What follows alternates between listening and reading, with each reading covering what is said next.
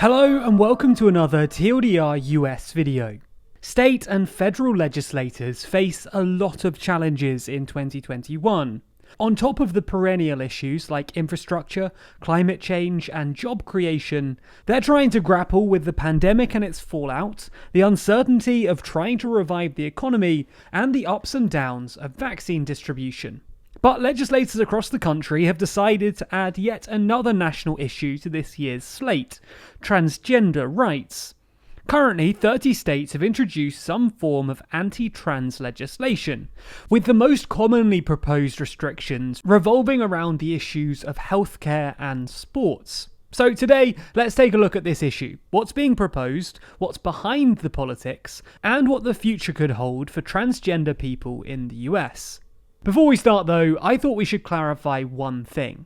TLDR takes a neutral stance on issues. We present both sides and allow you to make your own decisions. That said, there are some core issues where this gets harder, like the protection of the rule of law, the slow erosion of truth, or equality and rights, whether this is women's rights, LGBTQ+ rights, racial rights, or religious freedoms.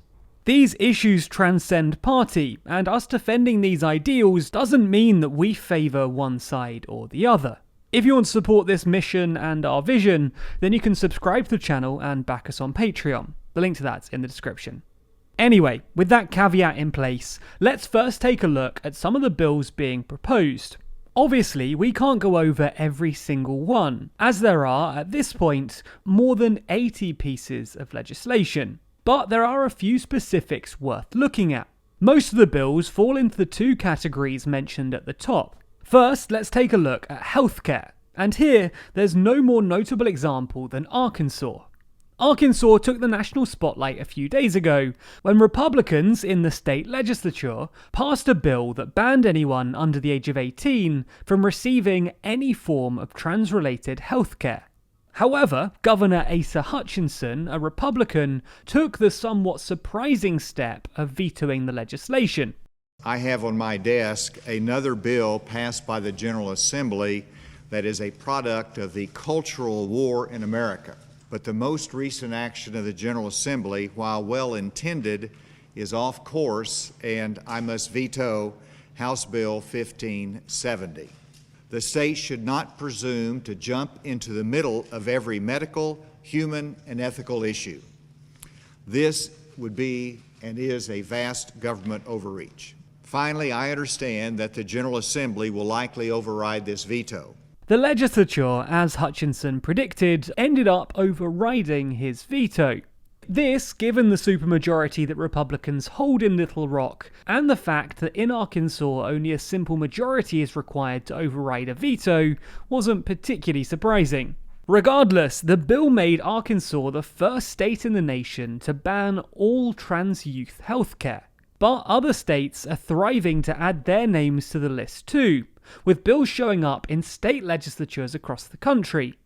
Some of these bills go even further though. One bill proposed in North Carolina mandates that state employees out trans kids to their parents if a child displays symptoms of gender dysphoria, gender non-conformity, or otherwise demonstrates a desire to be treated in a manner incongruent with the minor's sex. The other major issue on the table is sports. Many Republicans have shown particularly strong hostility to trans girls competing in school sports. The argument here goes that they would have biological advantages over cisgender girls and could push cis girls out of competition and scholarships. Bills attempting to ban trans girls from competing have been introduced in more than half of the states, with varying probabilities of becoming new law. Idaho was the first to pass such a ban, although the law is currently in judicial limbo as court battles take place. This legal questionability hasn't stopped other states though, with Mississippi, Tennessee, and Arkansas all passing similar bans this year. Arkansas's is an interesting one to note though, as it passed without the support of Republican Governor Hutchinson, providing an interesting image of the GOP's internal divide here. And what's a TLDR video without some political party analysis? So let's just briefly go down this rabbit hole. Both major parties have, in recent years, become increasingly focused on ideological purity to varying degrees. The rise and power of Donald Trump made this particularly evident in the GOP, and that's what makes this particular issue of trans rights so interesting.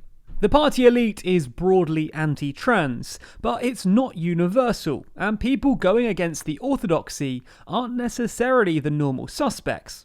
Arkansas isn't exactly a swing state, nor is Utah, where Republican Governor Spencer Cox promised to veto his state's edition of the No Trans Girls in Girls Sports bill if the state legislature passes it in its current form.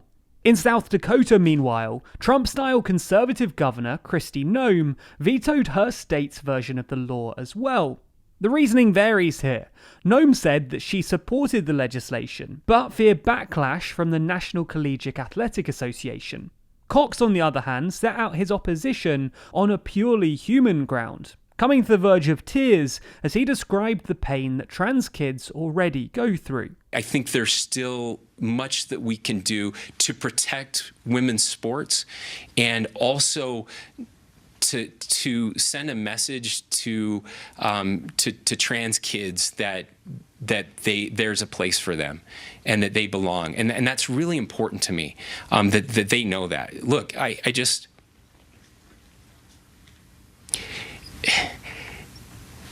these kids they're just trying to stay alive. Hutchinson, who also rejected it, fell somewhere between these two approaches. Add on to all of this the idea that Caitlyn Jenner, one of the most famous trans women in the world, is apparently contemplating running as a Republican against California Governor Gavin Newsom in a recall election, and you've got a rather odd ideological concoction. But what does this all mean for the party? Well, who knows? We'll have to wait and see, and I'll leave it to you to draw your own conclusions here. But clearly the party is divided. Anyway, tangents aside, let's look at the actual facts of the issues as they sit in state legislation. Because generally, when a government passes legislation, it's trying to solve a problem. But what's the problem here? And is it actually an issue? Again, we'll take this on in two parts. Part 1, healthcare. The big argument the GOP is putting forward here tends to be something along the lines of making trans healthcare accessible encourages kids to be trans, or that teenagers are too young to make these decisions. The first argument, that access to trans healthcare encourages transgenderism, is pretty implausible. Proponents often cite the fact that the percentage of society that is transgender is rising. And that's true, but most agree that it's less because people are looking to undergo hormone therapy and wildly expensive surgery on a whim, and more because society is becoming more accepting. The second argument, that teenagers are too young to be making these decisions, isn't that plausible either. Proponents of this argument often talk about detransitioning, which is when people regret transitioning and retransition back to their original gender. Proponents argue that this happens because teenagers are allowed to transition too young, before they're sure of their decision. But there's little evidence to support this argument. Most scientific studies have found that the vast majority of trans people, about 98%, don't regret their transition, and less than 1% retransition. Furthermore, a Swedish study found that the most common reason cited for post-transition regret was a lack of support and experiences of transphobia. Basically, according to the studies that we've read and cited, the vast majority of trans people don't regret transitioning. And if they do, it's likely not because they transitioned too early, but rather because they've experienced societal transphobia. We should stress this isn't us taking a side. This is just what the studies we've found tell us. If you disagree, then link an opposing study in the comments. The argument in favour of trans healthcare laws is obvious. For people with gender dysmorphia, having to wait until you're 18 to transition can be deeply upsetting and can limit the effectiveness of some treatments. Given the fact that more than half of transgender and non-binary youths have contemplated suicide, this extra harm is legitimately dangerous. It should be noted here that trans healthcare for young people doesn't mean permanent surgery. Puberty blockers, generally one of the first forms of medical help that trans kids can receive, essentially just hit pause on puberty, and if the child stops taking them, puberty will resume as normal. Hormone therapy, meanwhile, is generally given later, and to get medical access, a trans person has to go through quite a rigmarole to prove that they need it.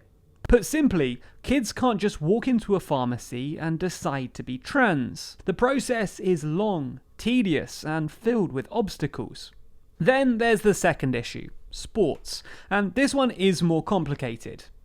Anti-trans lawmakers often argue that higher testosterone gives trans girls an advantage, and this certainly could be true. At least, being a cis male does seem to have some advantages in certain sports, which is why so many sports are separated into men and women. On the other hand, there are massive biological advantages within the sexes as well. Some women just naturally have higher levels of testosterone, or higher VO2 max levels, and these translate to real advantages as well. The point is that sports are never perfectly fair. Some people are always going to be naturally taller or biologically better built for athleticism, so focusing on this particular form of unfairness might seem a bit arbitrary. Sport was never a strict meritocracy. Some people are just born with an advantage, regardless of gender or sex. It's also worth noting that despite near constant media attention, this actually happens very, very rarely. Only about 0.5% of people in the US are trans, and very, very few of them are competitive athletes. As such, any gains in fairness have to be weighted against the harm done to the majority of trans people who aren't competitive athletes anyway, but are forced to play casual sports with people of a different gender identity. So, what's the future of all of this legislation? Well, it's mixed. More and more forces are trying to put their foot down in defense of trans kids. The NCAA has been increasingly assertive in their opposition to transphobia, with a statement released Monday opening with the line, "The NCAA Board of Governors firmly and unequivocally supports the opportunity for transgender student athletes to compete in college sports." Simultaneously, lawsuits are being filed against many of the more restrictive bills that are currently in the process of being passed into law. What do you think of these arguments, though? Should healthcare be offered, and should trans kids be allowed to compete in sport?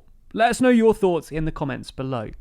As always, be sure to subscribe to the channel and hit the bell icon to be notified every time we release a new video. Special thanks to our Patreon backers who make videos like this one possible. And if you want to see your name at the end of videos, then you too can back us on Patreon. The link to that's in the description.